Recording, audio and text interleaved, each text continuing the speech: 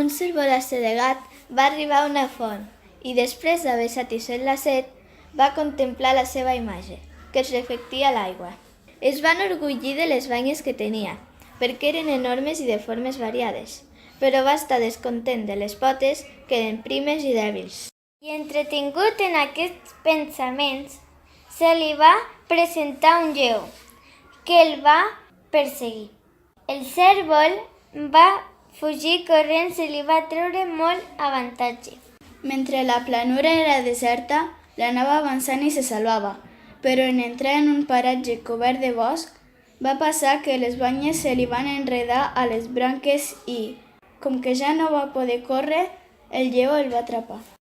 A punt de morir, es va dir a si mateix. Pobre de mi! Jo que creia que no podia comptar amb les potes, i eren elles les que em salvaven. Les banyes, en canvi, tant que jo me'n refiava, són les que m'han perdut.